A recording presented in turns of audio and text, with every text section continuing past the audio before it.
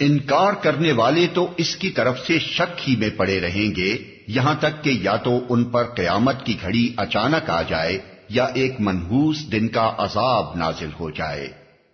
ایک منحوس دن اصل میں لفظ عقیم استعمال ہوا ہے، جس کا لفظی ترجمہ بانجھ ہے۔ دن کو بانجھ کہنے کے دو معنی ہو سکتے ہیں، ایک یہ کہ وہ ایسا منحوس دن ہو جس میں کوئی تدبیر کارگر نہ ہو، ہر کوشش الٹی پڑے اور ہر امید مایوسی میں تبدیل ہو جائے۔ دوسرے یہ کہ وہ ایسا دن ہو جس کے بعد رات دیکھنی نصیب نہ ہو۔ دونوں صورتوں میں مراد ہے وہ دن جس میں کسی قوم کی بربادی کا فیصلہ ہو جائے۔ مثلا جس روز قوم نوح پر طوفان آیا وہ اس کے لیے بانجھ دن تھا۔ اسی طرح عاد، سمود، قوم لوط، اہل مدین اور دوسری سب تباہ شدہ قوموں کے حق میں عذاب الہی کے نزول کا دن بانجھ ہی ثابت ہوا، کیونکہ اس امروز کا کوئی فردہ پھر وہ نہ دیکھ سکے اور کوئی چارہ گری ان کے لیے ممکن نہ ہوئی جس سے وہ اپنی قسمت کی بگڑی بنا سکتے۔ اس روز بادشاہی اللہ کی ہوگی اور وہ ان کے درمیان فیصلہ کر دے گا۔ جو ایمان رکھنے والے اور عمل صالح کرنے والے ہوں گے وہ نعمت بھری جنتوں میں جائیں گے، اور جنہوں نے کفر کیا ہوگا اور ہماری آیات کو جھٹلایا ہوگا ان کے لیے رسوا کن عذاب ہوگا۔ اور جن لوگوں نے اللہ کی راہ میں ہجرت کی پھر قتل کر دیے گئے یا مر گئے، اللہ ان کو اچھا رزق دے گا، اور یقیناً اللہ ہی بہترین رازق ہے۔ وہ انہیں ایسی جگہ پہنچائے گا جس سے وہ خوش ہو جائیں گے، بے شک اللہ علیم اور حلیم ہے۔ یہ تو ہے ان کا حال، اور جو کوئی بدلہ لے ویسا ہی جیسا اس کے ساتھ کیا گیا اور پھر اس پر زیادتی بھی کی گئی ہو تو اللہ اس کی مدد ضرور کرے گا۔ اللہ معاف کرنے والا اور درگزر کرنے والا ہے، حلیم ہے۔ علیم ہے یعنی وہ جانتا ہے کہ کس نے فی الحقیقت اسی کی راہ میں گھر بار چھوڑا ہے اور وہ کس انعام کا مستحق ہے۔ حلیم ہے یعنی ایسے لوگوں کی چھوٹی چھوٹی لغزشوں اور کمزوریوں کی وجہ سے ان کی بڑی بڑی خدمات اور قربانیوں پر پانی پھیر دینے والا نہیں ہے، وہ ان سے درگزر فرمائے گا اور ان کے قصور معاف کر دے گا۔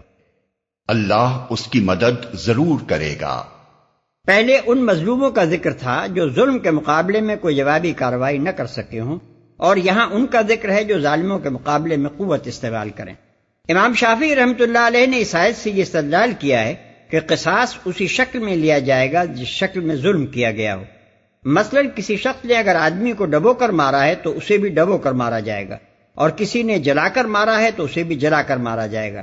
لیکن حنفیہ اس بات کے قائل ہیں کہ قاتل نے قتل خواہ کسی طریقے سے کیا ہو اس سے قصاص ایک ہی معروف طریقے پر لیا جائے گا، اور درگزر کرنے والا ہے۔ اس آیت کے دو مطلب ہو سکتے ہیں اور غالباً دونوں ہی مراد ہیں۔ ایک یہ کہ ظلم کے مقابلے میں جو کشت و خون کیا جائے وہ اللہ کے ہاں معاف ہے، اگرچہ کشت و خون بجائے خود اچھی چیز نہیں ہے۔ دوسرے یہ کہ اللہ جس کے تم بندے ہو عفو درگزر کرنے والا ہے، اس لیے تم کو بھی جہاں تک بھی تمہارے بس میں ہو عفو درگزر سے کام لینا چاہیے۔ اہل ایمان کے اخلاق کا زیور یہی ہے کہ وہ حلیم، عالی ظرف اور متحمل ہوں۔ بدلہ لینے کا حق انہیں ضرور حاصل ہے، مگر بالکل منتقمانہ ذہنیت اپنے اوپر طاری کر لینا ان کے لیے موضوع نہیں ہے۔ یہ اس لیے کہ رات سے دن اور دن سے رات نکالنے والا اللہ ہی ہے اور وہ سمیع و بصیر ہے۔ یہ اس لیے اس پیراگراف کا تعلق اوپر کے پورے پیراگراف سے ہے، نہ کہ صرف قریب کے آخری فقرے سے۔ یعنی کفر و ظلم کی روش اختیار کرنے والوں پر عذاب نازل کرنا، مومن و صالح بندوں کو انعام دینا، مظلوم اہل حق کی داد رسی کرنا اور طاقت سے ظلم کا مقابلہ کرنے والے اہل حق کی نصرت فرمانا، یہ سب کس وجہ سے ہے؟ اس لیے کہ اللہ کی صفات یہ اور یہ ہیں۔ اللہ ہی ہے یعنی تمام نظام کائنات پر وہی حاکم ہے اور گردش لیل و نہار اسی کے قبضہ قدرت میں ہے۔ اس ظاہری معنی کے ساتھ اس فقرے میں ایک لطیف اشارہ اس طرف بھی ہے کہ جو خدا رات کی تاریکی میں سے دن کی روشنی نکال لاتا ہے اور چمکتے ہوئے دن پر رات کی ظلمت طاری کر دیتا ہے، وہی خدا اس پر بھی قادر ہے کہ آج جن کے اقتدار کا سورج نصف النہار پر ہے ان کے زوال و غروب کا منظر بھی دنیا کو جلدی ہی دکھا دے، اور کفر و جہالت کی جو تاریکی اس وقت حق و صداقت کی فجر کا راستہ روک رہی ہے، وہ دیکھتے ہی دیکھتے اس کے حکم سے چھٹ جائے اور وہ دن نکل آئے جس میں راستی اور علم و معرفت کے نور سے دنیا روشن ہو جائے۔ سمیع و بصیر ہے، یعنی وہ دیکھنے اور سننے والا خدا ہے، اندھا بہرا نہیں ہے۔ یہ اس لیے کہ اللہ ہی حق ہے اور وہ سب باطل ہیں جنہیں اللہ کو چھوڑ کر یہ لوگ پکارتے ہیں، اور اللہ ہی بالادست اور بزرگ ہے، یہ لوگ پکارتے ہیں۔ یعنی حقیقی اختیارات کا مالک اور واقعی رب وہی ہے، اس لیے اس کی بندگی کرنے والے خائب و خاسر نہیں رہ سکتے، اور دوسرے تمام معبود سراسر بے حقیقت ہیں۔ ان کو جن صفات اور اختیارات کا مالک سمجھ لیا گیا ہے ان کی سرے سے کوئی اصلیت نہیں ہے، اس لیے خدا سے منہ موڑ کر ان کے اعتماد پر جینے والے کبھی فلاح و کامرانی سے ہمکنار نہیں ہو سکتے۔ کیا تم دیکھتے نہیں ہو کہ اللہ آسمان سے پانی برساتا ہے اور اس کی بدولت زمین سرسبز ہو جاتی ہے؟ حقیقت یہ ہے کہ وہ لطیف و خبیر ہے، زمین سرسبز ہو جاتی ہے۔ یہاں پھر ظاہر مفہوم کے پیچھے ایک لطیف اشارہ چھپا ہوا ہے۔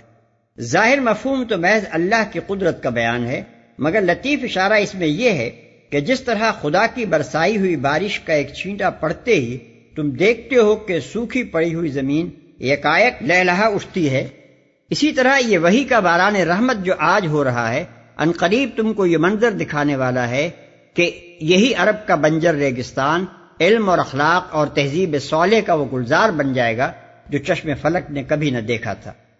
وہ لطیف و خبیر ہے۔ لطیف ہے یعنی غیر محسوس طریقوں سے اپنے ارادے پورے کرنے والا ہے۔ اس کی تدبیریں ایسی ہوتی ہیں کہ لوگ ان کے آغاز میں کبھی ان کے انجام کا تصور تک نہیں کر سکتے۔ لاکھوں بچے دنیا میں پیدا ہوتے ہیں، کون جان سکتا ہے کہ ان میں سے کون ابراہیم ہے جو 3/4 دنیا کا روحانی پیشوا ہوگا، اور کون چنگیز ہے جو ایشیا اور یورپ کو تہوبالا کر ڈالے گا۔ خوردبین جب ایجاد ہوئی تھی اس وقت کون تصور کر سکتا تھا کہ یہ ایٹم بم اور ہائیڈروجن بم تک نوبت پہنچائے گی؟ کولمبس جب سفر کو نکل رہا تھا تو کسے معلوم تھا کہ یہ ریاست ہائے متحدہ امریکہ کے بنا ڈالی جا رہی ہے؟